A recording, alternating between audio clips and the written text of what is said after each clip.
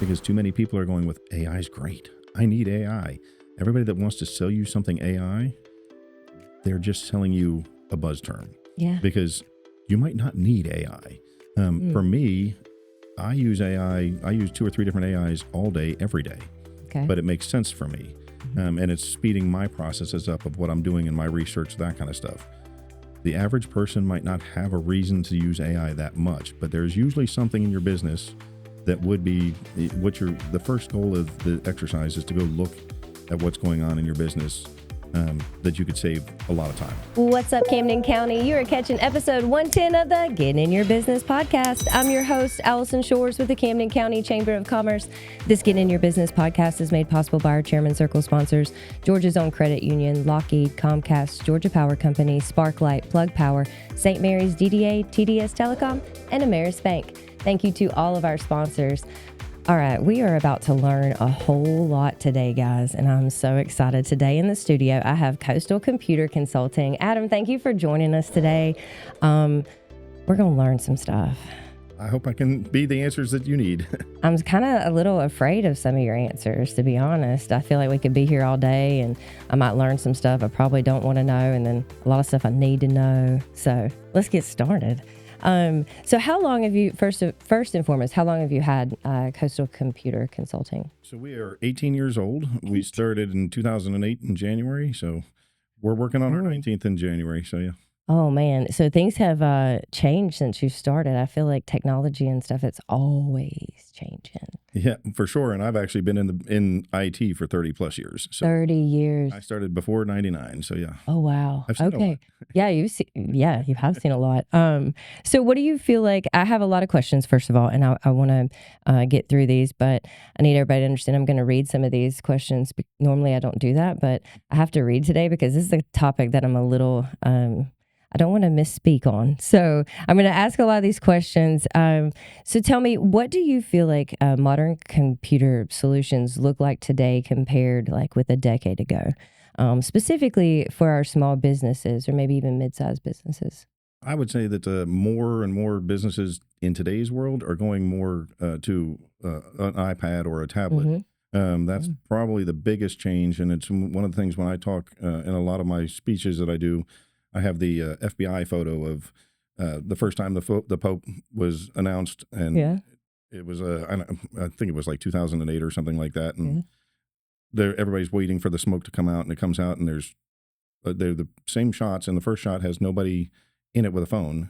10 years later, they have the same shot, and it's a sea of blue phones videotaping it. So I would say that that's probably been the biggest change, I would say, in the market that I see.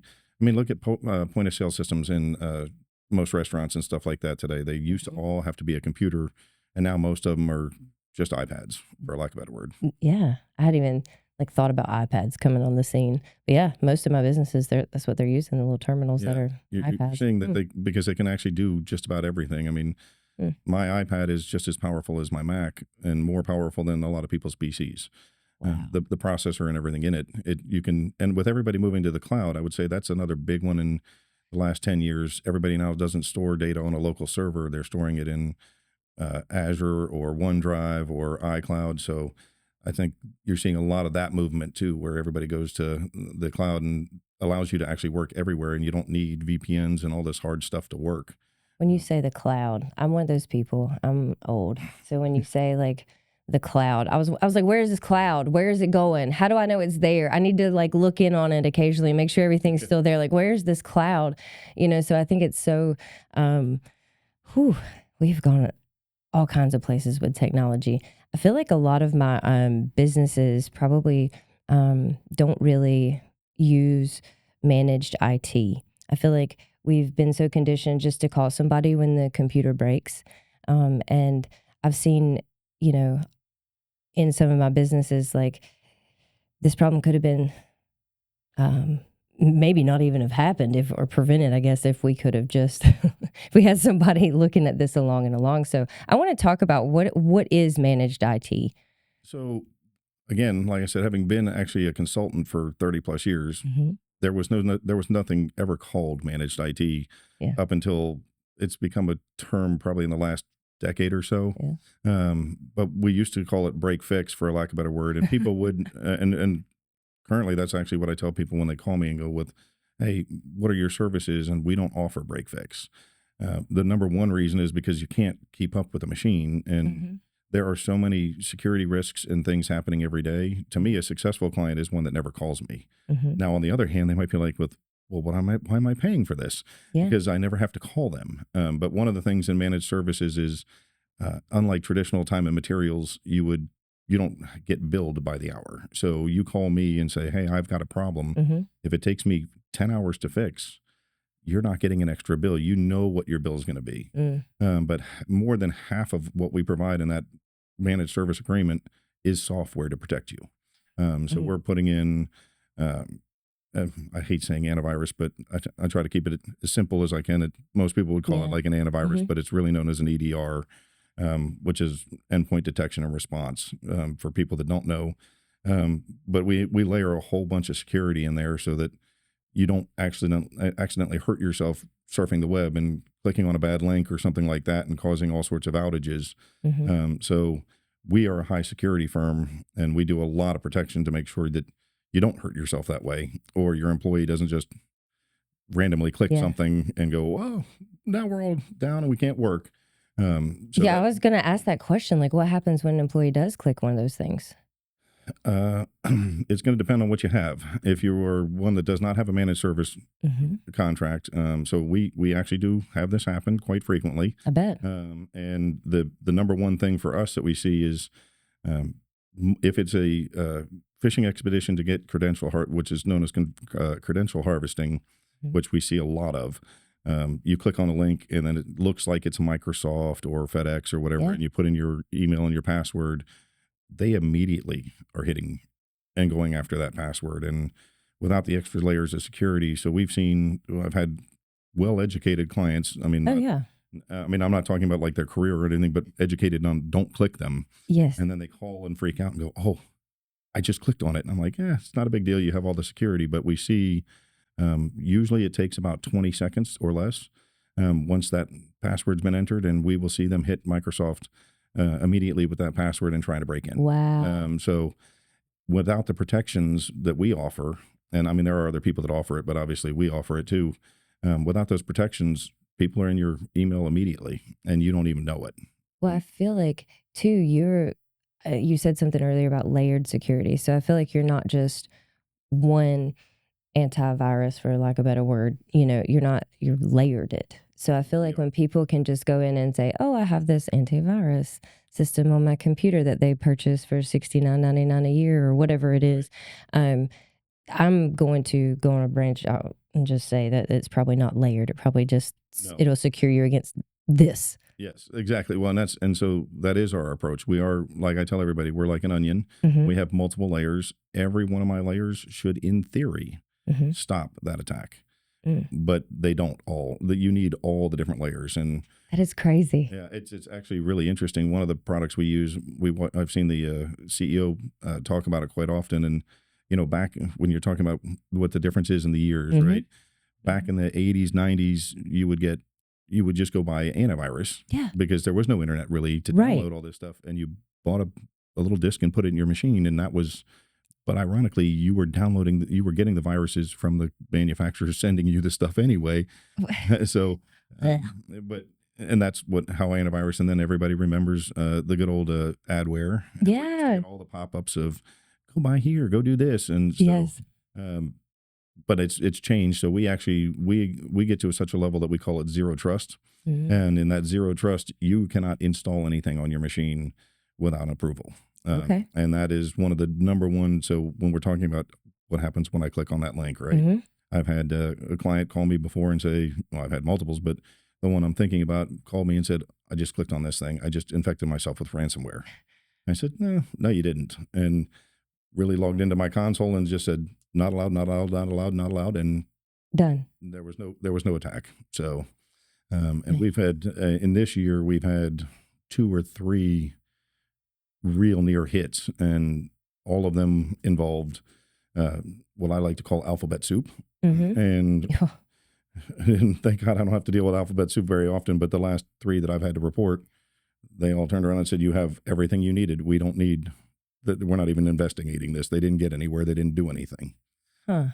So it is one of those things that people, if you don't have that kind of layered security, you're going to be in a different ballpark. And I've been through the worst, and I don't want to go through them again. So we throw as much as we can at everything. Yeah.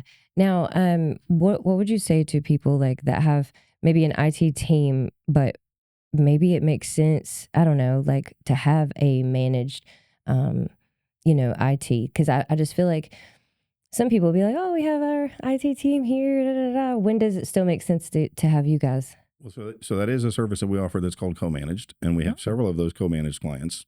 So they have internal IT teams. But what most people don't understand is, yes, I have an IT team, but the things my teams and I see, we do sometimes monthly, weekly, or several times a year, where they might do it once in a lifetime. So when it comes to that kind of stuff, it makes more sense to have the people that do it all the time help you and do that kind of stuff. In a co-managed environment, we don't actually, for lack of a better word, control the environment. We are there to assist and let the internal IT do it. A lot of internal IT people are scared of having a co-managed come in because they're like, oh, you're going to take my job. We're not there to take your job. We don't want your job. We want to help you. And the other piece of that puzzle is it also comes down to the security. You're still going to have to buy all that security software. Somebody's going to still have to manage it. Somebody's still going to have to understand how to run it and maintain it. And the stuff, when I'm talking about zero trust, not all of my team gets access to that software because it takes months to learn.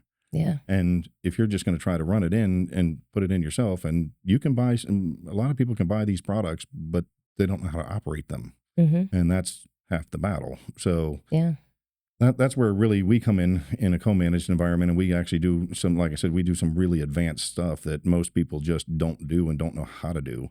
I mean, we've designed, and we're still implementing, we designed a very large project that is over 20 miles of fiber in the ground. We're running ISP equipment in it. We're doing VPNs in there. We're doing really large scale with this. And that's where people don't understand. The average bear does not know how to do that. No. So, we do a lot. I know for us, knowing what you need and being able to trust somebody to come in and not oversell you on all these 20,000 different products, because technology is one of those things that if you don't know and you're not plugged into it, you just don't know. And I think for me, I didn't grow up with technology. I grew up playing Oregon Trail. Like that was about all the technology I got, So for me, that is a world I don't even want to touch. My brain cannot process how all of the technology actually works. So for me, it's very scary and not knowing. I think, oh, I have an IT department. I've got everything I need. Oh, I have this software. I have everything I need. But yeah, in the 90s, that may have been true. But I don't know that for me, I've actually gone for, I love having all these things and tools that I can use, but to fully understand exactly how at risk we really are. Because the spam and all this stuff, it's not going away. It's actually getting much worse. Way worse. And that, of course, well, I mean, you hit one thing that I think is very important that you said is you have to be able to trust the person. And we believe a relationship first. Yes. And I've told lots of people, I'm not the right person for you, or, I'm just trying to explain to you. And I think it's really important, whoever you're using, that you're making sure that they're explaining it to you and not trying to talk over your head. The minute they start talking over your head, then you get into the concern where you're saying, hey, they're overselling me something that I don't need. So that's why our services are flat rate, because if I need more tools to protect you, you honestly don't care what tools I'm using. Right. You just want to know you're protected.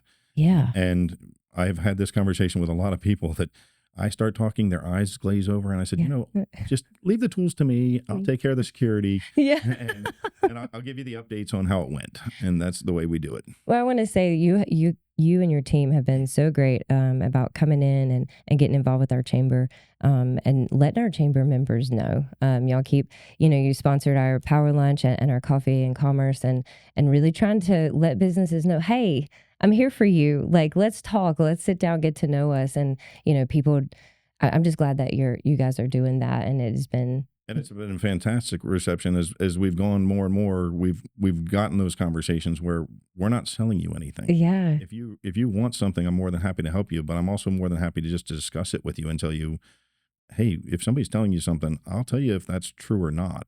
Yeah. And you don't need to be shopping with me, but at least get that second opinion.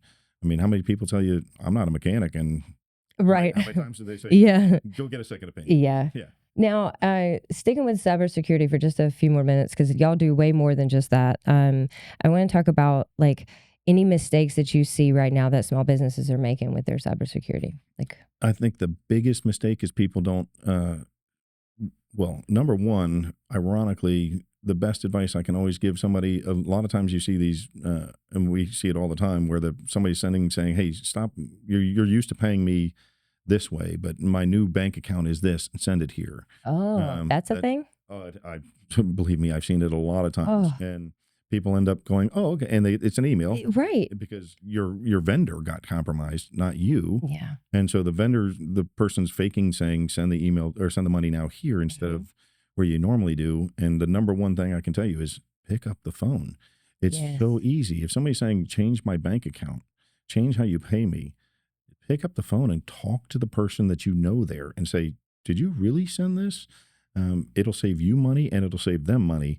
And I can tell you the number of times I've seen large transactions go missing, and who's out that money because they were compromised. And I've seen some where it even happened with us years and years ago, but somebody, it sounded like it was coming from me, and it was like, hey, I need you to buy these Google ad play cards or something. Yep. I don't even know if that's what you call them, but that was what it was. And they did it like $500 worth, and then give me the codes. And they did it because the email address, like there was only probably 4 letters that were different that you wouldn't have caught. And I was just like, what? Yeah. So and you can't get that back. Right. Like that's done once you've given them the codes. Yeah. Like, it's just stuff like that. I'm like, what? Yeah. So when you're saying what is the number one thing, I think the number one thing is they're not protecting email like they should. Everybody thinks, hey, it's great. And I see a lot of people that have like a Comcast email address or an AT&T or Gmail. Mm-hmm. It's very nominal to register your own domain name. Get your own domain name so you can control and you can protect it yourself, because Comcast, all the tools I have will not work on any of those because I don't control that domain name. Wow. So I tell people that because one of the number one breaches all the time is what's known as a business email compromise. And that if you don't actually control your email and can protect it, exactly the story we're talking about now of I'm going to send the money the wrong place, or somebody faked it, or your domain name. I literally have something like 30 different variations of my domain name because you can change one letter in all of them. You can change the L to an I and make it look like it's use a capital I and it'll look like an L. So you have to change all those letters and make sure that you have them just to make sure that somebody's not faking your domain name. Wow. That's a lot. Yeah. It costs some money too. Yes. And I think that's what I want people to know. It costs so much more money to fix some of this stuff. And in some cases, you can't even recover everything that you need to. And so I think it's very important to protect yourselves. And this is just a way to do that along. Somebody that's always got your back. You don't have to pay attention as much to that stuff, not that you wouldn't pay attention, but, it doesn't have to be. You've got a business to run, is the way I feel. Is like I'm going. The last thing I have time to do is like stop and be like, wait, did I get compromised? Did this happen? Did this happen? And I think having somebody that's always got your back, But you got to remember, it's not just you; it's all the employees too. Oh yeah. So you have to worry about yourself, and then as a manager or an owner, you have to worry about what your employees are doing, and if they do something like that, then. And nobody's looking at it because the software we use looks at inbound and outbound. So you send an email, we know if you suddenly spam a whole bunch of things that doesn't look right, we're getting an alert and shutting your email down. And you said something earlier, and I just want to point this out for people because it doesn't matter if you've done the training on not to like how not to do this. Like, hey, don't click on this. Hey, if anything, there's training out there, and I have seen it time and time again. Doesn't matter how much training you have, it only takes one time. That's right. And to be fooled and accidentally click on something or get in a hurry and click on something. So, you know, I know people are like, oh, well, we do the training for that. No, it still only takes one time. And I've seen it over and over again. And that is part of our services, is that if you have your own domain name and that kind of stuff, we fish test you to prove that so to see if we can get you to click on something. Oh. And then if you do click on it, you will immediately get an email with a remediation training on why and what you clicked on specifically to you. So it's not like so when we test your environment, we don't test just with the same email to everybody. It's a different email to everybody in a different type, a different attack that we're going with. So everybody gets that. Plus, on top of that, we do trainings that we have right now, I think 36 different videos that are about 3 minutes long. That most people do them in once a month, and everybody needs to do it. And it's a 3-minute video with questions to make sure you paid attention and talked about it. But it talks about business email compromise is one. We have AI, social engineering, the way they do that kind of stuff. So all of those things that you're talking about, yes, you can take one thing, and education is the number one way to stop all this stuff, is educate your people. But not just one time. I think having it like the once a month thing, keeping it always in the forefront of your brain. Well, and because things keep changing. I mean, it's not like we said, it's not like the old day. Just don't click on that one link. Now you have like 30 different ways you can be attacked. So those educations are constantly changing as to what they are. Now, you brought up AI. So as far as the world of AI, how can like a small business use AI right now, you know, as far as saving time, improving service, or making better decisions? In what ways shouldn't they use AI? Ooh. So that's a nice loaded question. You're welcome. And the reason I like that loaded question is I've been talking about AI for I've been doing webinars or in-person lunch and learns and stuff for probably 2.5, 3 years. Okay. And we have now pivoted on what we're doing. It is, and it's interesting because I'm getting these same exact conversations you're having, your question you're having me, and our newest one that we just did. We have a sheet that we go through an actual exercise. Okay. With everybody in the room, and the idea is take the word AI out of everything. What is it that would actually make it better for you? What is the problem? Because too many people are going with AI is great. I need AI. Everybody that wants to sell you something AI, they're just selling you a buzz term. Yeah. Because you might not need AI. For me, I use AI. I use 2 or 3 different AIs all day, every day. Okay. But it makes sense for me. And it's speeding my processes up of what I'm doing in my research, that kind of stuff. The average person might not have a reason to use AI that much, but there's usually something in your business that would be the first goal of the exercise is to go look at what's going on in your business, that you could save a lot of time. And then you put it through a couple of tests to say, does AI make sense here, and what kind of AI? Before you just go and jump. And I actually had somebody call me and say, hey, I want to hire you. Would you help me write this gem? And for Gemini, I just need one. And I said, for what? He said, I don't know. I just saw this great webinar, and it was the coolest thing I ever saw. I said, great. What are you going to do with it? What do you want to do? Yeah. And he said, I don't know. It just looked like something. And so when we were talking about, don't get sold something you don't need. Yes.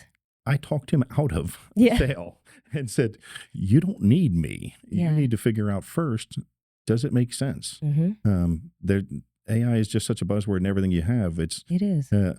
So I think we're seeing a lot in the industry, a lot of people that are backing away from saying AI is the answer. Now, I can tell you the one I love the most, there are the Otters, the Fireflies, all of those kind of ones. And if people don't know what those are, look them up. They're great. They record your conversations. They give you a history of the whole conversation. You can go back and search for, I know we talked about this somewhere in the meeting. What was it? So I don't take meeting notes ever because I have Otter listening.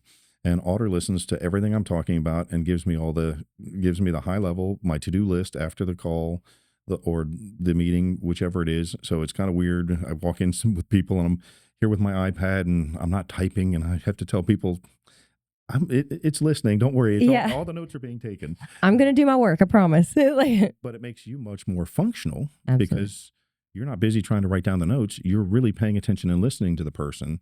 And then you can go back and get the information you need from that conversation. So that's a good example of something that almost every business can use. Yes. And you don't need anything special. You don't need any training. It plugs right into everything. So it's plugged into my calendar. So when I show up at a meeting, I just have to say, I want to record this meeting. The only thing that I warn is if you're in government in any way, shape, or form, state or local, you might not be able to you might be unallowed to use it. We have we have 2 pseudo governments, and they are, one is not allowed to use it because they have to follow Georgia Technology Authority's recommendations, and the other doesn't have to follow them. So they use it all the time. Right. And actually, they implemented it into their entire organization. They happen to be one of my co-managed clients, and they saw me 2.5 years in May ago speak about that and demonstrate it. Wow. They went right back to the office and they bought it for everybody. Yeah. The whole entire building got it that same day. So it's one of those things that that's one that is a very functional AI. But when you get into AI, the other big piece of AI is you have to know what your employees are doing with it. And so they call it shadow AI, and trying to figure out what they're doing. First thing that somebody needs to do is get a policy written about what is acceptable for AI. Are you allowed to use it? When are you allowed to use it? What are you allowed to use it for? And that way it's kind of like back in the day. Remember when social media got really popular and everybody's like, block social media from the office. Nobody can have social media. Yeah. And he's using social media. He shouldn't use social media. It's a similar situation. And then everybody realized, oh wait, we need social media for marketing. So yeah. Well, open it all back up. Right. But there are good uses of AI. But the number one thing that people don't realize is they're uploading data that they shouldn't be uploading. That was my next question. So you need to be very careful about what you're giving it. What information, like employee information, what shouldn't they be putting into AI? Some of it is, like don't put social security numbers, I'm assuming, but what other information? So for me, when we use it, we don't say, so if it's helping me write a proposal or doing data analysis of any type, we actually do a cleanse on the data first so that it can't be traced back to who it is and what it is. You don't want any of that data up there. In the paid models, they're not supposed to be keeping that data. It's not supposed to be used for training, but that doesn't mean that that's not happening. And we've seen many things. I mean, last August, you had 2 of the big ones, Grok and OpenAI, got hacked, and they had turned on a chat feature that you could go search. However, it leaked it so everybody could search your chats. So oh good. Yeah. So ChatGPT, OpenAI, they immediately closed theirs. Grok took some time to close theirs down. So don't tell it anything you don't want anybody to know and not be public record type thing, because that's where you have to be careful. But it works fantastic for people that don't have a marketing company, using one of them to talk or to make responses on social media to people and make you sound, not just, it makes you sound like you're much more interested maybe than you are, but it gets you involved, and it's a good way to respond back and forth with people as far as social media interactions go. Rather than just posting something bland, you could post something more specific. But that I wouldn't be worried about. Yeah. Because, that's all public. And I feel like most people around, what I'm around, when they think AI, they think of like ChatGPT and just making a flyer. That helps a lot of my businesses out. But I think, it goes way past all of that. There's so many other, it's not just ChatGPT and Gemini. There's so many that you can, so many different paths to AI that may not be just making flyers, or you know what I'm saying? Oh, for sure. So like we use one that's called Murf, and that is text to voice. Oh, wow. So our entire auto attendants, everything, all of everybody's voicemails on our phone system are all the same voice. Okay. It does not sound like a computer. She sounds real. Yeah. There's hundreds of voices to pick from.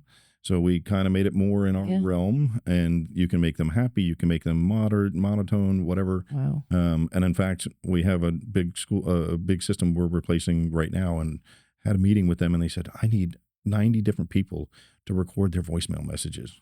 I said, well, I might have a solution. What? Yeah. So we are actually going to be recording them like we do us, and they will pick a voice and then it'll be done. But so that's a good example of an AI that can save you a lot of money. Yeah. Yeah. And then, so like, I love it because now when we have the holidays coming up and we have to put in, or when we're out, it's the same voice. And we can say the specific day, like Friday, December 21st or whatever, and we can say specific days that we're closed and open. And so knock on wood, we don't have any hurricanes this year, but if we do, I can turn around and say, because of Hurricane Bertha, we are closed, or whatever. And it'll sound like just normal. And like I said, it's a very good voice and it's very inexpensive to use, but that's another one. And they do photo ones too. You can, I don't want to tell photographers that you don't have to do them anymore. But it's pretty cheap. You can use it. But I think it's just so cool. And I think for, like I said, a lot of our businesses and even me, I don't dabble so much in all this stuff. I mean, as it comes out, I kind of see, or if my friends get into it, that's kind of how but in business, I think it can be so useful. And I encourage people to kind of look into it. Contact you guys if you have some questions on what we can make what you can use AI for to help make life, easier, save you money, time. Well, and that's it, right? Because what I've been, in the years I've been talking about it, that's the number one thing I tell people, just go out and use it. Yeah. Just play with it. See what happens. Yeah. Right now, Claude is probably one of the best ones out there. Claude. Claude is fantastic. And like you're saying, just ask it to generate you a slideshow or a business presentation. I have written incredible proposals with them because it can go out and find like the fiber project I was telling you about. It's a municipality, and I turned around and said, find me every municipality in Georgia, just Georgia. Just Georgia. Okay.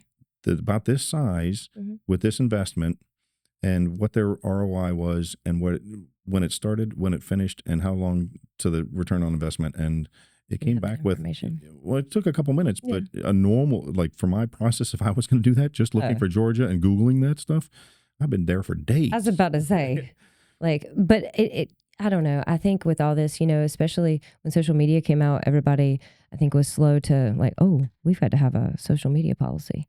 What about AI? What kind of AI policies? How do businesses create like any kind of? That was everybody was slow, and everybody's slower with AI. And the problem is AI is moving 10 times faster than social media. So people need to I mean, ironically, you can use AI to generate you an AI. But it really is what's acceptable, and that's what you have to look at. Is it acceptable for? I mean, if the person was doing what normally took them all week to do, and they can do it in 4 hours, is that okay? Should they be doing something else above and beyond that? And that's the other piece that everybody goes with. AI is going to replace us all. No, it's not. No, it's not. It's going to enhance you. And the other piece is also in a policy and discussion with your employees is, what is your job? We see so many in my last one. I have in my slide deck, I have a bunch of slides of people going to Claude. I just happen to be watching the Claude community, so I have a ton of slides that show everybody that doesn't have any business in the realm that they're trying to be. And so AI is not going to make me a heart surgeon tomorrow morning. It probably is not going to make you a pilot. And it will not. So, it's one of those things. Don't ask it things that you don't comprehend and can work with it, because it's not going to make you an IT person tomorrow morning any more than it's going to make me a heart surgeon. So I tell people, stay in your lane, because when you get the responses, you have to be able to know whether AI is lying to you or not, and if it's true or not. So if you can't comprehend the difference of what you're talking about or what it's telling you, you probably could be getting some very bad information and look not too smart sending it out. Yeah. Man, we have covered a lot. I have learned a whole lot today. All right, so let's switch over to like security cameras. What is the biggest mistake even homeowners make when choosing or installing, security cameras and stuff, and businesses? Well, security cameras, ironically, seem to be one of the things that I think people look at last, kind of like the rest of their network infrastructure. We bought the cameras 10 years ago. They're still good, right? That the camera quality is way better now. I mean, how many of us have seen video footage of a robbery or something going bad and it's horrible grainy and okay, well, they have the 80s camera, they didn't buy the new one. I think that's one problem. I think a lot of people look at there's a bunch of issues because you can be sold just a cloud only camera. There's that cloud. Yeah, so we can record everything into the cloud for you. Okay, well, what happens when the internet's down and you're getting robbed? You're not getting any video coverage. You're not recording it. So I think looking at what the solution really is and what it's intended to know. I've had clients come to me and they want to videotape or have footage of a gate, an entrance gate. Most cameras will not catch an actual license plate. There's a specially designed camera for a license plate because infrared will reflect and make it all white, so you won't actually be able to read the license plate. So all things I would never think about. Right. Or so no. What are you trying to cover? I stay pretty clear out of this realm because I don't want to get sued. Yeah, I get it. Knowing what you're looking for and what you're trying to cover, like what is going to be enough, and that's why I said those conversations need to be had. A lot of people want to do a wireless. Wireless, if your access point goes down, you're not recording anymore. Yeah. So hardwired is going to be better, but most of them, the traditional ones were. I don't want to get too technical, but kind of like a cable TV type connection used to be what it is now. Now they're actually network cables. So that allows them to get to the internet and stuff like that. And the other piece is when you plug in the recording device, if you actually get one that has, like you're storing recording locally, a good idea would be to change the password. So you think it comes without saying, right? But right. How many people leave the default password? So now you expose that to the internet and everybody can see and log in and watch what you're watching. So is it better to have like the Wi-Fi cameras or like professionally installed hardware, like systems or hardwired? You know what I'm saying? Like, interestingly enough, I probably a long time ago would have probably said all professional. But again, it depends on what you need, right? So if you're not really that concerned with, you're probably not in a high break-in area or something like that you're really that worried about. You just want to kind of know what's going on. Ring cameras are fantastic. You can get them and they're great. And there's another brand called Wise. You can go to Home Depot, Walmart, anywhere and buy those, and they're like $30. Yeah. And then you just put a little memory card in them, and the memory is stored locally. So you have to log into that camera, and it'll just overwrite itself as time goes on, and you just plug it in and forget it. Now that's not, that's not going to be my number one defense against a break-in. Yeah. I mean, it's what your actual goal. I mean, I wouldn't say a bank go buy Wise cameras. Let's put it that way. Right. But if you're just trying to monitor what's going on in the office and just see some basic things, I think some of those less expensive solutions are just as easy as paying somebody, because you can pop one up on the ceiling and have it recording in minutes, and it doesn't require anybody really smart to do anything. Just plug it in. Yeah. I mean, my house has got tons of these things because they're great. The Ring camera, I can tell if somebody's coming up to my door, to my back door, and doesn't need to be professional anymore. Yeah, and some of there, I think a lot of people think they just record all the time, and that's not necessarily the case. You can pay for them you can pay extra for them to, record all the time, but otherwise it's motion. Yeah. And what if it doesn't catch the motion? Because that has happened. Yeah, well, it's so on the Rings in particular, because I have one in my backyard, one in my front yard, and you have to set the sensitivity. Yep. And the other piece you have to realize on those, so one of mine is an actual battery-powered one. Actually, both of them are battery-powered, but my front door takes 3 months to run out of battery. My backyard will run out in 48 hours. Because got a lot going on in that backyard? Yeah. Okay. It backs up to a golf course, so first going. Gotcha. Yeah. All that kind of stuff. So because it is, and that the sensitivity is turned way up on the backyard. Gotcha. Compared to the front, and there's not much traffic coming through the front, but that shows you. But yes, you have to tweak it. So when you ask the question, professional or not professional, how much time do you want to spend? Right. Okay. Tweaking it. That's fair. And if you don't want to spend the time to tweak it, then hire a professional.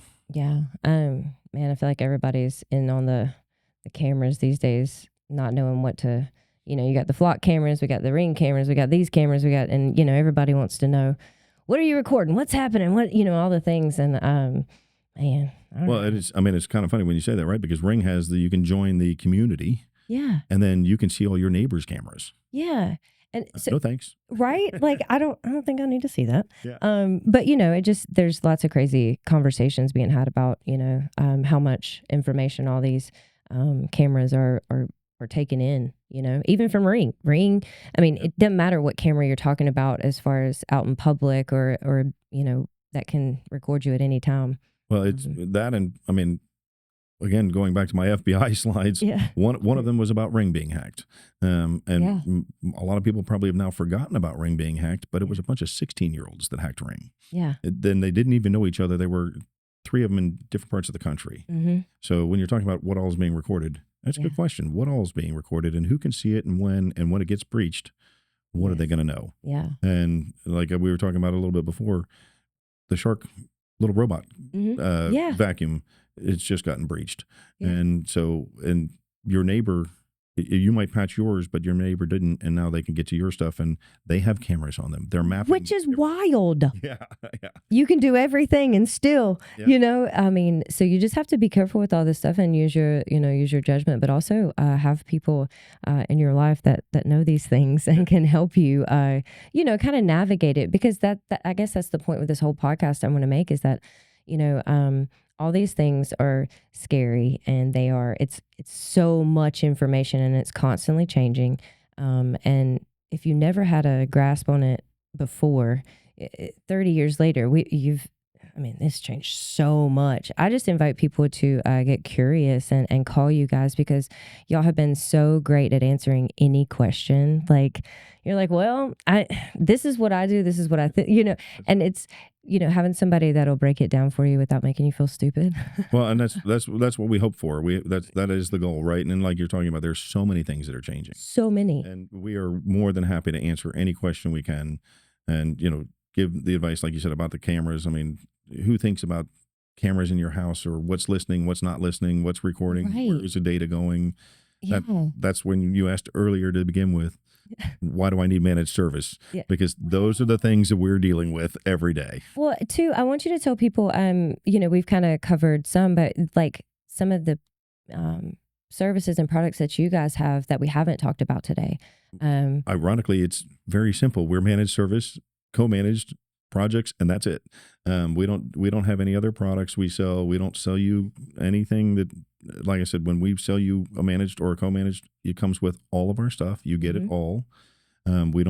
We do offer just buying our security kit, but then you're probably going to need somebody that knows how to manage it. So right. So you're going to be back at square one. But for us, we keep it very simple. And like I said, all of our services come with unlimited support. So there's no question about how long it's going to take. We earlier this year did our evaluated the last 12 months.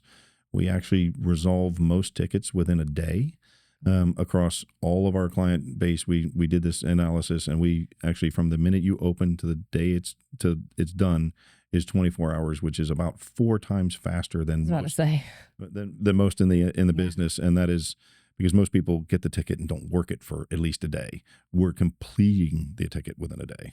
I love that. And, something, I have experiences, having to pay for it hourly, like, and then you don't know what you're going to get. Calling when it breaks or when something's wrong, or the whole 9 yards with that. But you guys have flat rate. It's just, this is what you pay. These are the services you get, and that's it. You can call us when you need to call us. We'll help when you need to help. And, I love that about you. Well, and that's one of the things we actually encourage. Well, we kind of try to require it, but you can't force somebody, right? But part of our services include a monthly meeting to go through your IT and what's going on. We try to actually push for at least a quarter. Every quarter we're talking, so we can say, hey, coming down the road, and I don't want to run us out of time, but the other piece a lot of people don't know is hardware is going through the roof in cost. So we have seen doubling of prices since January. And I've had a client, 2 clients actually, had their brand new servers quoted at the end of the year last year, and at like literally the last week of December. And by the time we got to now, they're double. They went from 10,000 to 20,000 and 20,000 to 50,000, respectively on those clients. So, and that's a trend that's going to go through 2028. And that's because of all the AI buying all the hardware and you can't get it. So you're used to going, hey, I'm just going to go buy a laptop and get it from Dell right away. No, there's long shipping delays. Yeah. Wow. Because we're waiting for the hardware. I didn't know that. Yeah, so but that'd be one of those things we would talk to you about in one of those meetings, going, hey, we know this machine's getting older. Let's start planning. And I've actually had those conversations saying to clients, it might not be a bad idea to buy it now because in 6 months, it's going to be double the price. Wow. And so if it's in the budget, let's do it now. Otherwise, we'll budget. And that's another piece we help with is that budgeting. But that's one of the things we like to encourage that comes with the service. Use it. Call us. We want to talk. That is so cool. Y'all do so much. And I love that. I love having a meeting and being able to talk. And that's well, and helps you plan. So you know what you're coming up against. And it helps you like talk through what you're doing, whether you're having to tell your board or tell, whatever you have to do, it helps those things. And you can ask questions. And I love that because I'm going to tell you my experience over not even being in Camden, but just, other places. IT is hard. And if you don't know anything and you're not plugged in with your person, or your company, and even if you are, sometimes companies aren't the best. You still, like you said, you wait and you wait and you wait till when they can get around to it, or they tell you to try X, Y, and Z. I love the fact that y'all are just committed to being different. And I love it so much. And that's because we know we're a service business and we believe highly in. I've been told I could be very difficult to work for because I have a high standard of service. And don't ever drop that standard, Adam. Yeah. Well, was there anything you wanted to say before I wrap this up? I know Kanan's probably about to kick me out of here. But was there anything that you wanted to talk about? No, we just appreciate the time. And like I said, I'll talk about anything all day. Like I said, and the one thing I would say, like you said, give us a call. We'll be more than happy to talk to you about any part of IT in the world.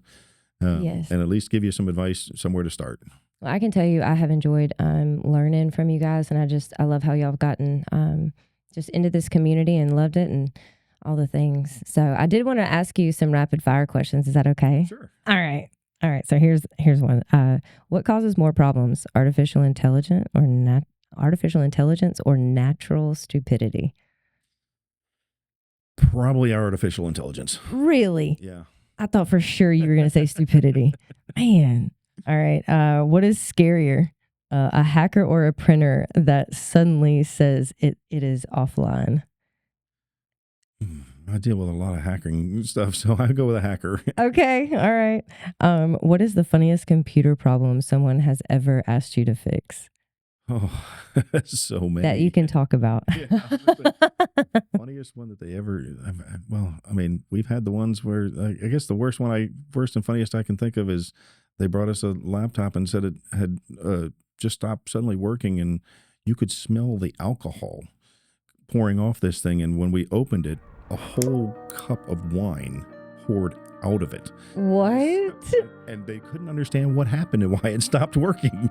I'm like, well, probably the glass of wine inside of it is probably the issue. I guess your computer's just drunk. I don't know. That's probably the one of the ones I will not forget. Yeah. So see, that's where I thought you would definitely say natural stupidity, so. I would go with natural. Yeah. Well, Adam, thank you so much for being here today. I really appreciate the time, and I can't wait to have you back on here because I know some things are going to change and y'all are going to add to, and we'll have to get back on here and ask some more questions. For sure. Thanks for having us. Yes. All right, guys, you have caught episode 110 of the Getting in Your Business podcast.